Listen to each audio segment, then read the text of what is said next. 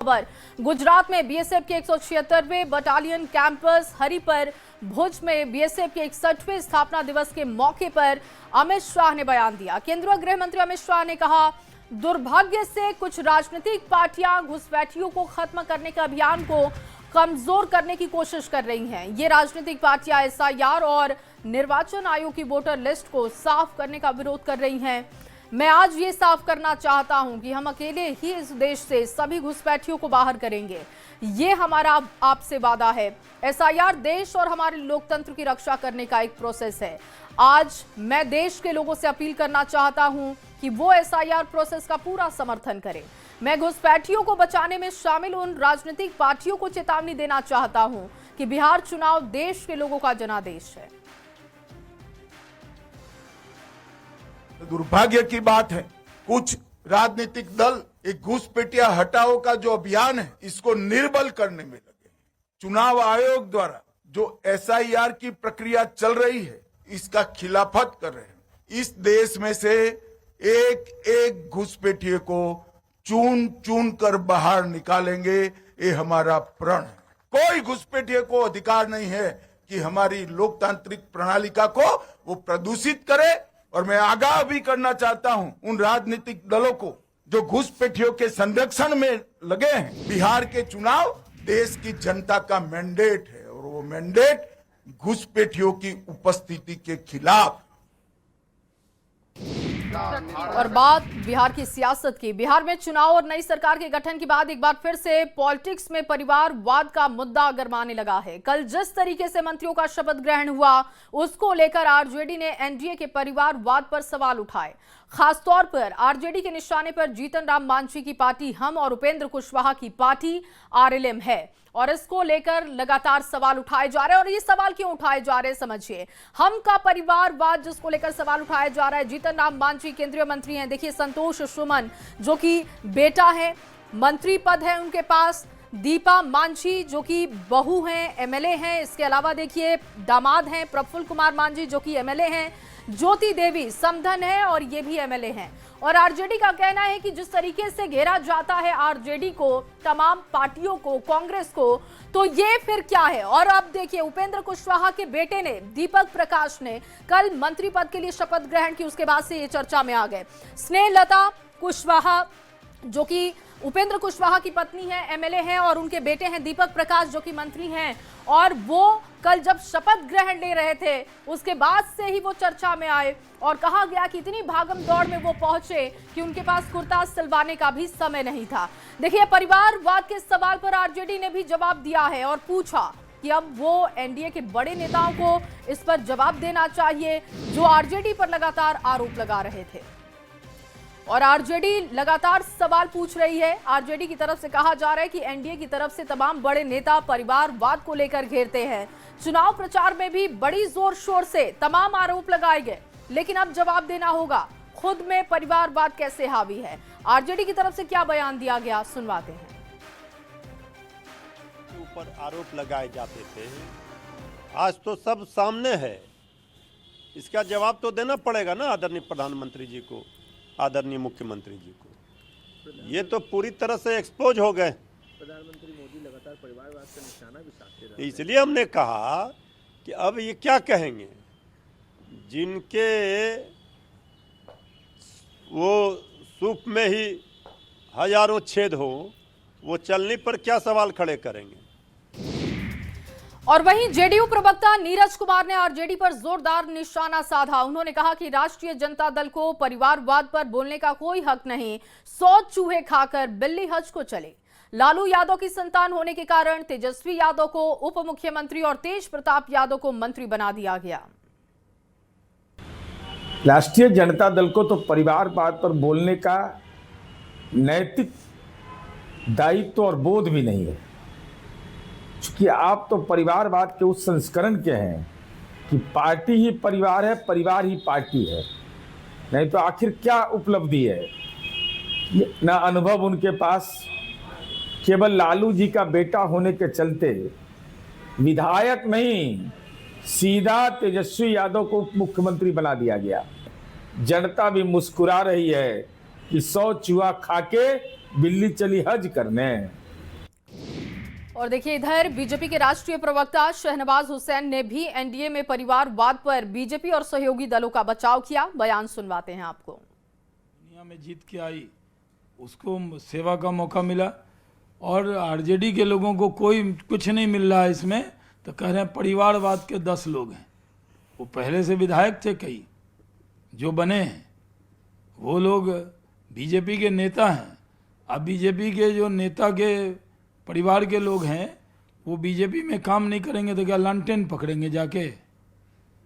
जब जिनके पिताजी नहीं हैं, नितिन नवीन जी के पिताजी नहीं हैं, श्रेयसी सिंह के पिताजी नहीं हैं, ये लोग तो बीजेपी में ही काम कर रहे हैं। लेकिन उपेंद्र कुशवाहा के बेटे जो कि किसी सदन के मेंबर नहीं है, उसको लेकर के आरजेडी के लोग सवाल खड़ा कर रहे हैं। हमारे एलाइज हैं, उन्होंने तय किया कि उनके जो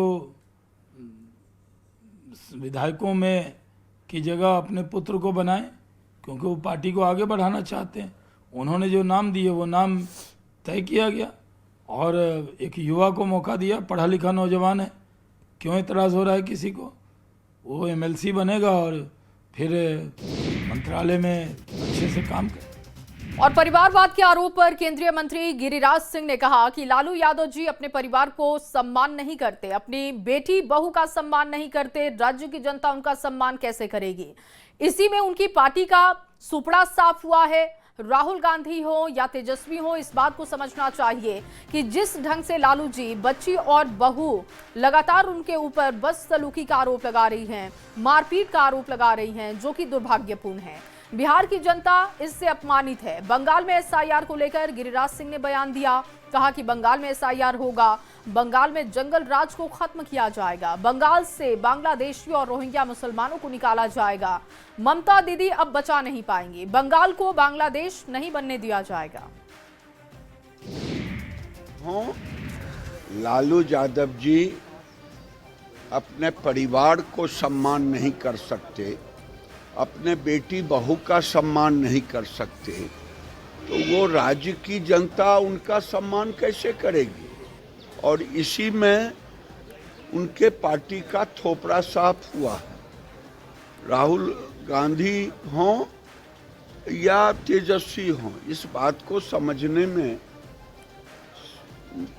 चाहिए, समझना भी चाहिए।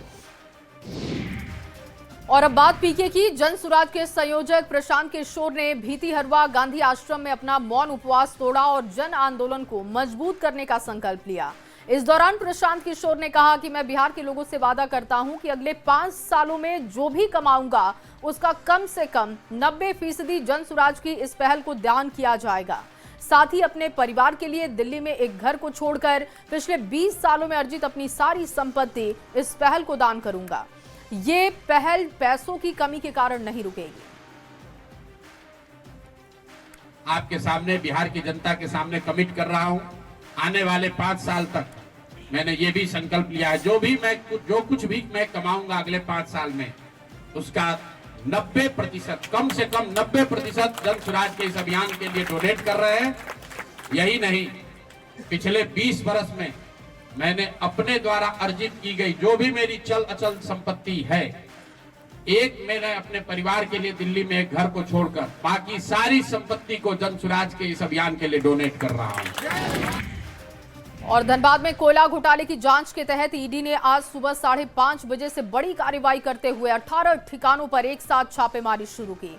रेड सराय ढेला स्थित कोयला आउटसोर्सिंग कारोबारी एलबी सिंह और उनके भाई कुंभनाथ सिंह, शांति भवन में गणेश अग्रवाल, हेमंत गुप्ता, शक्ति मंदिर रोड पर व्यापारी दीपक पौदार सहित कई हार्डकोर कारोबारी और बीसीसीएल अधिकारियों के ठिकानों पर जारी है। निरसा के चिरकुंडा और मैंथन में भी दबिश दी गई। छापेमारी में रांची से भारी मात्रा में कैश बरामद हुआ। ये मामला कोयला चोरी और सरकार को करोड़ों की राजस्व हानि से जुड़ा हुआ बताया जा रहा है। सुरक्षा बलों की लगातार तैनाती बढ़ाई जा रही है। अर्धसैनिक बलों की तैनाती की गई है। तो वहीं दुमका के जामा प्रखंड के सेजा कोड़ा आवास पर कोयला कारोबारी अमर मंडल के आवास पर ईडी की टीम पहुंची, जहां पर छापेमारी जारी है। कोयला से जुड़े मामलों को लेकर अमर मंडल से पूछताछ हो रही है। ईडी के 10 से 15 अधिकारी वहां पर जुटे हुए हैं। घर के बाहर सीआरपीएफ और पुलिस फोर्सेस की तैनाती है।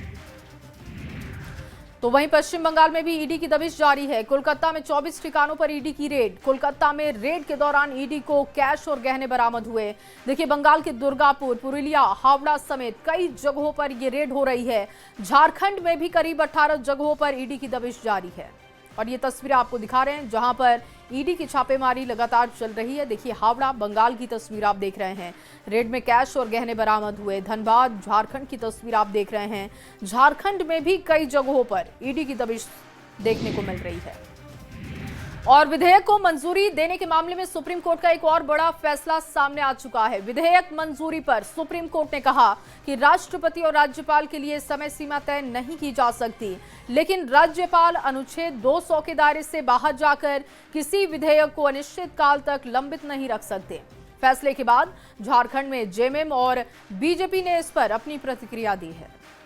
कोर्ट ने अपने पहले के जजमेंट को मॉडिफाई करते हुए ये स्वतंत्रता दी है कि राष्ट्रपति और गवर्नर्स जो हैं उनको बाध्यता नहीं होगी किसी चीज़, किसी बिल को कि एक निश्चित अवधि के भीतर लौटाने की। हाँ, उन्होंने कुछ कंडीशंस रखे हैं कि अगर ऐसी आवश्यकता पड़ी रेयरेस्ट ऑफ रेयर केस में तो उसका वो सहारा लेंगे। लेकिन बहरहाल ये जो जजमेंट है सुप्रीम कोर्ट का, ये लोकतंत्र को और मजबूत करेगा। कुछ निर्देश भी दिए गए, स्वागत योग्य कदम है। साथ ही राष्ट्रपति महोदय के लिए कोई समय सीमा निर्धारित नहीं की गई। तो ऐसे में तमाम देश की जनता ये उम्मीद करेगी कि महामहिम राष्ट्रपति अपने विवेक का प्रयोग करते हुए बिना सरकार के दबाव में आए उचित निर्णय लें और त्वरित निर्णय लें। और वहीं रामगढ़ में सरकार की योजना आपकी सरकार आपके द्वार कार्यक्रम की शुरुआत हो चुकी है। पतरातू प्रखंड के पीरी पंचायत शिविर में बड़ी संख्या में ग्रामीण पहुंचे, जहां सबसे ज्यादा आवेदन अबुआ आवास और मैया सम्मान योजना के लिए मिले। कई महिला वृद्धा और विधवा पेंशन की मांग को लेकर पहुंची। राशन, आधार अपडेट समेत कई सेवाओं के लिए भी आवेदन स्वीकार किए गए। झारखंड सरकार की महत्वाकांक्षी योजना आपकी सरकार आपके द्वार के कार्यक्रम के तहत पूरा प्रखंड प्रशासन हमारे पीरी पंचायत में आए हुए हैं। जितनी भी तरह की सरकारी योजनाएं हैं, जैसे आधार कार्ड अपडेट करना हो, राशन कार्ड बनाना हो या अपडेट करना हो, आपको जिस तरीके से जाति, आवासीय आय, मनरेगा की जॉब कार्ड आदि भिन्न भिन्न प्रकार की सारी योजनाओं का निवारण त्वरित यहीं पे पंचायत ऑफिस में ही किया जा रहा है। और अगली खबर गढ़वा से, जहां गढ़वा सदर थाना क्षेत्र में प्रेम प्रसंग के शक में परिजनों ने 17 साल की किशोरी की पिटाई कर हत्या कर दी। घटना को छिपाने के लिए परिवार ने शव को जलाने की कोशिश की, लेकिन सूचना पर पहुंची पुलिस टीम ने जलती चिता से शव को बरामद किया। पुलिस ने लड़की के पिता और भाई को हिरासत में लिया है। एसडीपीओ ने इसे जघन्य मामला बताते हुए हत्या और साक्ष्य नष्ट करने की धाराओं में कार्रवाई की पुष्टि की। था जिसका मेरे को पता चला तो मैं गया घर पे। 100 गांव है मेरा, एक था इसको मार दिए थे, गिर गई। फिर सदर हॉस्पिटल में हम लाए तो वहाँ पता चला ये डेथ कर गया। इसके बाद मैं गांव में गया, गांव वाला आदमी मेरे को बोला जे तुम जाओ जला दो, नहीं तो पोस्टमार्टम चीज हो जाए। 100 गांव से एक सूचना प्राप्त हुई थी कि एक नाबालिग लड़की है, उसको जलाया जा रहा है। उसकी मृत्यु संदेहास्पद स्थिति में हुई है। इस सूचना पर जो है वो पुलिस भेजा गया था। वहाँ से सभी लोग जो जलाने के लिए गए थे उन लोगों के साथ डेड बॉडी को भी लाया गया है। नाबालिग लड़की है, पूछताछ किया जा रहा है। ठीक। और अगली खबर बोकारो से, जहां सड़क हादसों में कमी को देखते हुए आज ट्रैफिक पुलिस ने बाइक जागरूकता रैली निकाली है। नया मोड़ ट्रैफिक थाना से चास एसडीपीओ प्रवीण कुमार सिंह और ट्रैफिक डीएसपी विद्या शंकर ने रैली को हरी झंडी दिखाई। पुलिस जवान ट्रैफिक नियम पालन, शराब पीकर ड्राइविंग और स्टंट न करने का संदेश देते हुए शहर के विभिन्न इलाकों में लोगों को जागरूक किया। पुलिस अधीक्षक महोदय बोकारो, डीसी सर बोकारो के निर्देशानुसार सड़क दुर्घटनाओं में कमी लाने के उद्देश्य से यह जागरूकता अभियान बाइक रैली निकाली जा रही है। हम लोग का पूरे बोकारो जिला प्रशासन का ये प्रयास रहेगा कि सड़क दुर्घटना में जितना कमी ला सके, लोगों की जितनी जान बचा सके, हमारे लिए यह उपलब्धि होगी। जागरूकता उत्पन्न करने के उद्देश्य से बोकारो पुलिस द्वारा यह कार्यक्रम आयोजित किया गया, जिसके तहत नया मोड़ में यातायात थाना से बाइक का काफिला निकलेगा और पत्रकट्टा चौक होते हुए। और अगली खबर गिरिडीह से, जहां राजधनवार के अंबा टांड में शांति देवी की हत्या के मामले में बड़ा खुलासा हुआ। पुलिस जांच में पाया गया कि हत्या उसके पति गंगाधर सिंह ने जमीन विवाद में की। 13 नवंबर की रात पत्नी का गला काटकर धड़ घर में छोड़ा, सिर झाड़ियों में छुपा दिया गया। पुलिस ने आरोपी को गिरफ्तार कर खून से सना हुआ हथियार और अन्य सामान को भी बरामद किया। वैज्ञानिक दृष्टिकोण से और मानवीय दृष्टिकोण से और खोजी कुत्ता के दृष्टिकोण से, सभी दृष्टिकोण से और उसके सेल्फ बयान से ये प्रूफ हो चुका है, साबित हो चुका है कि उन्होंने हत्या खुद की है। और इस हत्या का कारण था, बगल में एक ओझा परिवार है, उससे विवाद, जमीन का विवाद चल रहा था। ये मानसिक स्थिति ठीक नहीं, शराब के नशे में मानसिक स्थिति ठीक नहीं रहने के कारण ये उसको फंसाने के लिए अपनी पत्नी का हत्या करके शव को दूर फेंक दिया था। उसका शव शिनाख्त हो गया, हम लोग उस पर गिरफ्तार करके जेल भेजे। और अब बात दिल्ली ब्लास्ट की करेंगे। लाल किला धमाके की जांच में एनआईए ने बड़ा खुलासा किया। एनआईए की पूछताछ में आरोपी डॉक्टर आदिल का बड़ा खुलासा। लाल किले धमाके की साजिश जैश ने हमास की तर्ज पर की। कश्मीर के अस्पतालों को हथियार का स्टोरेज बनाने की तैयारी थी। इसके साथ ही जैश ने हमास मॉड्यूल की तर्ज पर काम किया। अनंतनाग, श्रीनगर, बारामूला, नौगाम के अस्पतालों को ऐसे जहरीले हथियारों के स्टोरेज सेंटर बनाने की साजिश थी। और दिल्ली बम धमाके से जुड़े मॉड्यूल की जांच में एक्सक्लूसिव खुलासा हुआ। जांच एजेंसियां अब इस मॉड्यूल के कम्युनिकेशन नेटवर्क को खंगालने में लगी है और शक है कि आरोपी एक दूसरे से संपर्क में रहने के लिए कई सीक्रेट ऐप्स का इस्तेमाल कर रहे थे। सूत्रों के मुताबिक गिरफ्तार किए गए संदिग्ध आतंकी डॉक्टर और उनके मॉड्यूल के बाकी लोग डील ड्रॉप ईमेल ऐप और थ्रीमा ऐप के जरिए आपस में मैसेजिंग करते थे, प्लानिंग शेयर करते थे। ये ऐसे ऐप हैं जिनकी चैट ना आसानी से ट्रेस हो सकती है, ना किसी को पता चल सकती है। एजेंसियां इस पूरे नेटवर्क को डिकोड करने में जुटी हैं। दिल्ली के लाल किले बम धमाके की तफ्तीश में बड़ी खबर सामने आ रही है। जांच एजेंसियों को पता चला है कि इस धमाके में शामिल आरोपियों को एनक्रिप्टेड एप्लीकेशन के जरिए सुसाइड बॉम्बिंग के वीडियो भेजे जाते थे। ये वीडियो जैश के डॉक्टर मॉड्यूल से भेजे गए थे। एजेंसियों ने बताया कि हैंडलर्स ने ऐसे 2 दर्जन से ज्यादा वीडियो डॉक्टर को शेयर किए थे, जो कि बाद में धमाके की साजिश में शामिल पाए गए और गिरफ्तार हो चुके हैं। इन डॉक्टर में मुजम्मिल भी है, जिसने वीडियो मिलने की पूरी प्रक्रिया बताई। इस वीडियो में बारीकियों से इस बात का जिक्र था कि सुसाइड बॉम्बर का मकसद क्या होता है, किस तरीके से उनके भीतर ऐसी प्रवृत्ति आ रही है। अब एजेंसियां पता लगा रही हैं कि वीडियो और किस किस को भेजा गया है। और दिल्ली में लाल किला के पास हुए ब्लास्ट केस में रोज नए नए खुलासे हो रहे हैं। इस बीच न्यूज 18 को फरीदाबाद के फतेहपुर तगा गांव में अमोनिया नाइट्रेट के जखीरे का एक वीडियो बरामद हुआ है। जानकारी के मुताबिक ये वही विस्फोटक है जिससे लाल किला के सामने भयानक विस्फोट कर आतंकी घटना को अंजाम दिया गया। इससे पहले बीते 10 नवंबर को डॉक्टर मुजम्मिल की निशानदेही पर फरीदाबाद के तगा गांव से एक किराए के मकान से करीब 2900 किलो अमोनियम नाइट्रेट बरामद किया गया। अब इसका वीडियो सामने आ चुका है, जो करीब 50 बोरे में भरकर रखा गया था। और एक छोटा सा ब्रेक, जल्द लौटेंगे, आप बने रहिए हमारे